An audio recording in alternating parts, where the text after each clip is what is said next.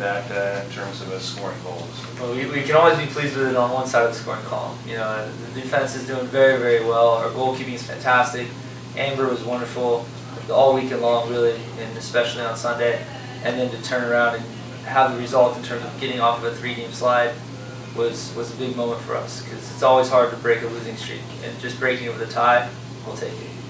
You feel like, I mean, I know in other sports, I'll hear coaches say that the offense, when they're struggling, that they're pressing too much. Do you kind of see that with your team?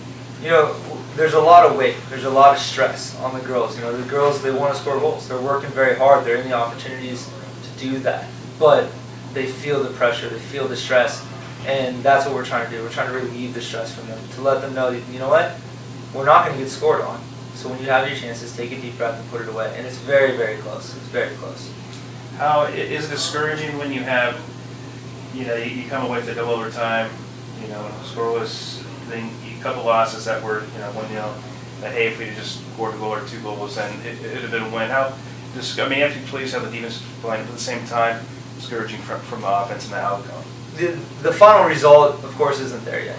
But what's really encouraging with the girls and with the coaching staff and the way that we're approaching things is that we're getting better. You look at the scoring chances that we're creating, the quality is very, very good. And we just don't have that final touch. You know, where 2 weeks ago we were looking for the final ball to get in behind the back line, now we're getting in behind the back line, we're just looking for the final touch to finish it. So we're progressing, and so there can be nothing discouraging about, you know, always improving like that.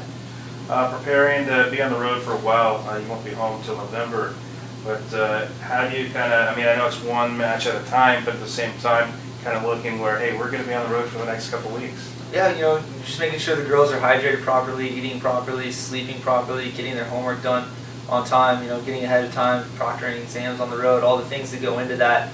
Obviously a lot more preparation than staying at home, but we love the road. You know, we have some of our best results on the road, so it's always a good time for us, and it really allows us to focus on the business at hand. You know, as much as being home in front of our fans is great, we've got a great traveling group of family and friends. They give us great support on the road, and it's all about business for us, whether we're home or away.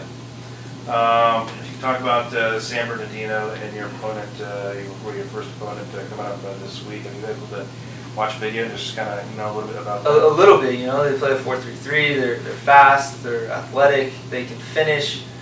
You know, they haven't scored quite as many goals as what I would have imagined, to be really honest, with the attacking front that they have. So they're scoring, but not as many as you would expect them to.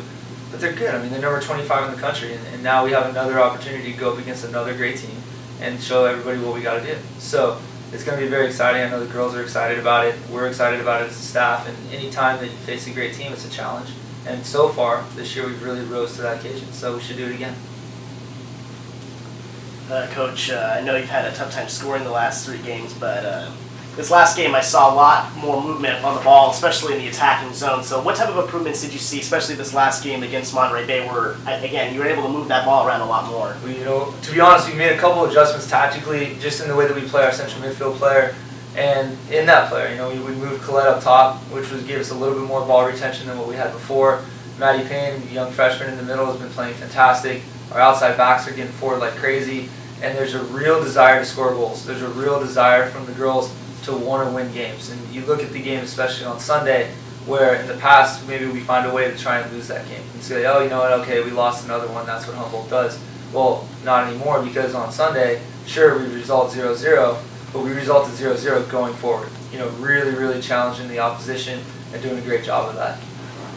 And that last play at regulation, I think it was Ellie Reed going for the goal. And talk about that call. I think that could have gone either way. You know, there's a couple of things in the game that could have definitely gone either way. You know, and that's, you deal with what you got. But we have chances. Yeah. They're right there. You know, we had the goal called back. Yeah. You know, right before halftime, where Maddie Knoll has a great strike and it's called back off a random foul that was called. And you know, we get the ball. There's a couple. They could have been penalties maybe, but that's the game of soccer. You know, you have to deal with what you're dealt, and the girls are doing a really good job of that right now.